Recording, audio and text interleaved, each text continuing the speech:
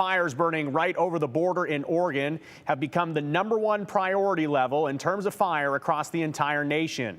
Level 3, get out now evacuation orders are in place for Huntington, Oregon because of the growing Durkee Fire. The Durkee Fire, 0% contained, and has burned over 244,000 acres.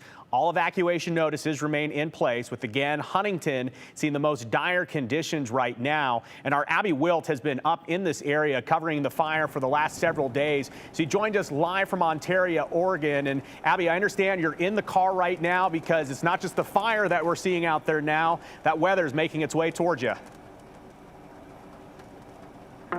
Yeah, Joe, that weather is making its way towards me. Just as you were just talking, I saw a big lightning strike. We're hearing thunder. I don't know if you can hear it, but yeah, we were in Huntington earlier today. We were there until about 2 when then the Baker County Sheriff escorted us out of Huntington and we got to Ontario. We've been in Ontario for about the past 3 hours and we just got in the car for this hit just because we just saw lightning. So we are now here.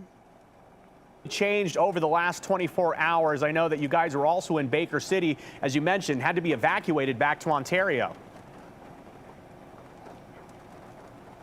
Yeah, it has changed a lot in the last 24 hours. I mean, I've been here for the last 3 days and we've definitely seen conditions changing. The first day you could see, a couple flames here and there in Huntington. You could see a lot of smoke. Then yesterday we were able to see flames coming down still a ways from I-84. And then today we saw flames right on I-84. We saw a lot of that area that we had already been at throughout the week completely burned. And I just got report about 10 minutes ago that I-84, the fire had jumped I-84 into Huntington. So it is now on the side of Huntington. It crossed at milepost 345, which was another place we were at yesterday when we were getting evacuated and moving from one place to the next. So we've kind of been bouncing all over Eastern Oregon, just trying to stay safe while also cover this fire. And kind of as you alluded to here, I understand you guys got stuck. You're in photographer Troy. You were stuck on the interstate and then you had no way to get home?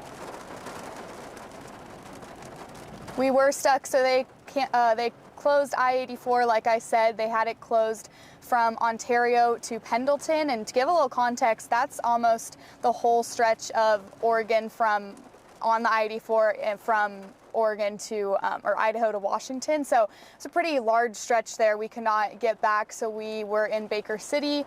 That was the furthest away that we could get from the fire that was still safe. That was in a red flag zone rather than an evacuation warning. So we were stuck there for the night. All the roads to get back towards Boise or get back towards Huntington were closed and all the back roads were closed. And of course, we know I-84 was closed. So those closures have been on and off throughout today, which is why we were able to get back down to Huntington today and then now into Ontario, but they're still definitely expecting those conditions to worsen throughout the night and these storms coming in, as you can probably hear in the car and see. It's we're going to see what happens tonight. They were expecting this, and it's coming. Abby, last question for you real quickly here, and we'll let you get back to work. What do you think the feeling is from people on the ground across the area you've been in?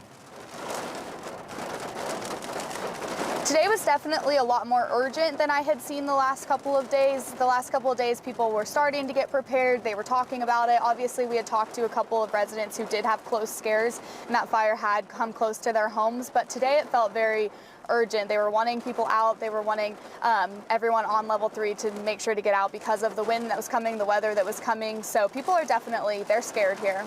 Well, we can also hear that rain pounding down on the car. I hope you guys stay safe out there. We'll be in touch as the conditions there continue to get more and more serious. If you are looking for more information, though, about what's happening in Eastern Oregon, there is a community meeting that is scheduled for tonight on Zoom at 6:30 Pacific time, so 7:30 here in the Mountain Time Zone. We will post the link to that Zoom once we have it at ktvb.com.